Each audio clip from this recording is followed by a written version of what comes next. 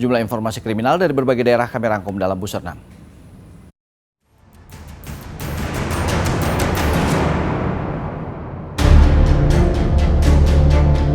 Sesosok mayat bayi perempuan ditemukan di bawah jembatan Jalan Urip Sumoharjo, Wai Halim, Bandar Lampung, Rabu siang. Mayat bayi pertama kali ditemukan seorang pemulung yang sedang mencari barang rongsokan. Saat ditemukan, mayat bayi terbungkus kain dan plastik.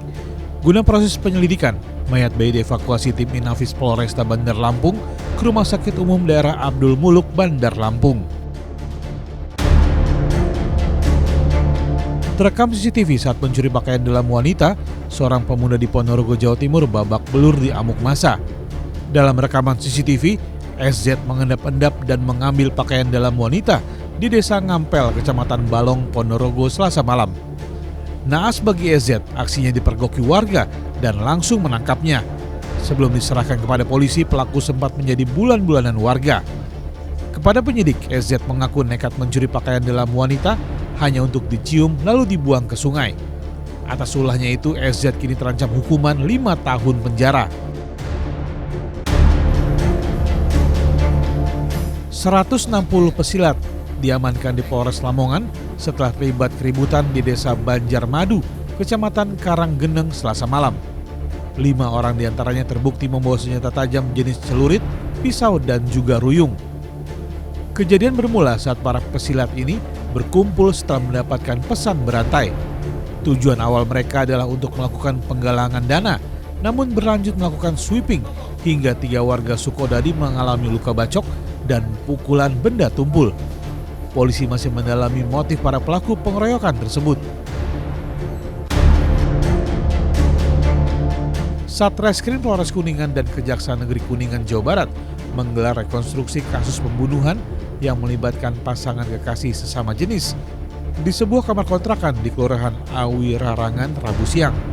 Tersangka bernama Sukarniawan dihadirkan dalam rekonstruksi dan memperagakan 24 adegan. Mulai dari masuk ke kamar kontrakan kekasih sesama jenisnya yang akrab disapa Gadis. Dalam rekonstruksi terungkap tersangka membunuh korban saat korban tengah tidur. Usai membunuh korban, tersangka berusaha membuat rekayasa seolah-olah korban tewas bunuh diri dengan meletakkan sejumlah obat-obatan di samping korban dan menuliskan surat wasiat palsu. Diduga tersangka cemburu kepada korban yang masih menjajakan diri di pinggir jalan. Atas kasus ini tersangka dijerat pasal 340 dan 338 KUHP dengan ancaman hukuman mati. Identitas mayat wanita yang ditemukan terbungkus selimut di bibir jurang di Kota Banjar, Jawa Barat hari Minggu kemarin akhirnya terungkap. Korban diketahui bernama Indriana, berusia 25 tahun, warga Cipinang Pulo, Jakarta Timur. Keluarga menyebut korban yang bekerja sebagai marketing di sebuah perusahaan swasta di Jakarta pergi sepekan lalu untuk pamit bermain ke Puncak Bogor bersama temannya. Namun kemarin pihak keluarga terkejut ketika mendapat kabar dari polisi bahwa Indriana ditemukan tewas mengenaskan di Kota Banjar. Keluarga korban berharap pelaku segera ditangkap dan dihukum seberat-beratnya. Komplotan pelaku teror pelemparan kaca mobil di Sambas, Kalimantan Barat akhirnya dibekuk polisi. Komplotan ini ditangkap setelah sejumlah warga resah karena mobilnya mengalami pecah pada bagian kaca depan. Dari laporan warga, polisi membekuk 5 pelaku yang melakukan teror terhadap pengguna jalan Selasa pagi.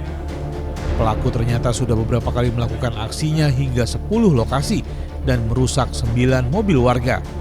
Ironisnya, motif komplotan pelaku melakukan aksi pecah kaca itu hanya untuk mendapatkan pujian dari sesama rekan sekomplotan. Saat ini pelaku beserta barang bukti diamankan di Polres Sambas dan terancam hukuman 5 tahun penjara.